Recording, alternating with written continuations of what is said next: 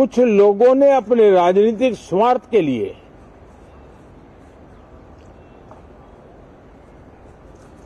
जिनको जनता ने अस्वीकार किया है, वे संसद को भी मुट्ठी भर लोगों के हुड़दंगबाजी से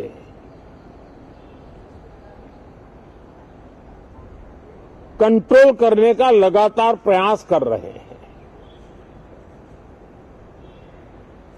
उनका अपना मकसद तो संसद की गतिविधि को रोकने से ज्यादा सफल नहीं होता है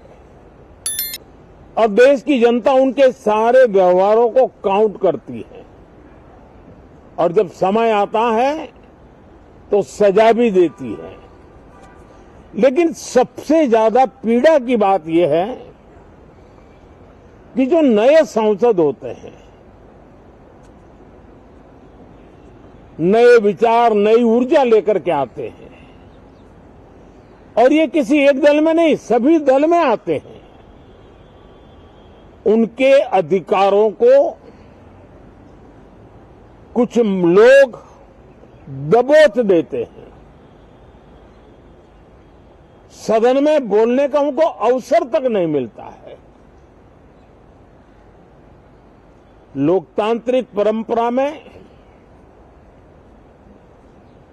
हर पीढ़ी का काम है आने वाली पीढ़ियों को तैयार करे, लेकिन 80-80, 90-90 बार जनता ने जिनको लगातार नकार दिया है,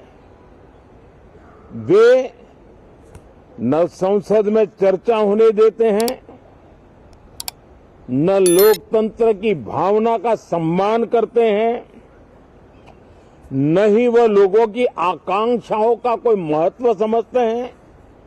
उनका उसके प्रति कोई दायित्व है वो कोई समझ पाते हैं। और उसका परिणाम है वो जनता की उम्मीदों पर कभी भी खरे नहीं उतरते हैं और परिणाम स्वरूप जनता को बार बार उनको रिजेक्ट करना पड़ रहा है। साथियों, ये सदन लोकतंत्र की 2024 के पार्लियामेंट के चुनाव के बाद देश की जनता को अपने अपने राज्यों में कुछ स्थानों पर अपनी भावना, अपने विचार, अपनी अपेक्षाएं प्रकट करने का अवसर मिला है। उसमें भी 2024 के लोकसभा के चुनाव के नतीजों को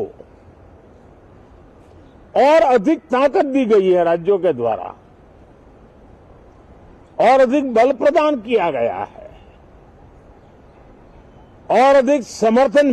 का व्याप बढ़ा है और लोकतंत्र की यह शर्त है कि हम जनता जनार्दन की भावनाओं का आदर करें, उनकी आशा अपेक्षाओं पर खरा उतरने के लिए दिन रात मेहनत करें। मैं बार बार खास करके विपक्ष के साथियों से आग्रह करता रहा हूं और कुछ विपक्ष बहुत जिम्मेदारी से व्यवहार करते भी हैं। उनकी भी इच्छा रहती है कि सदन में सुचारू रूप से काम हो, लेकिन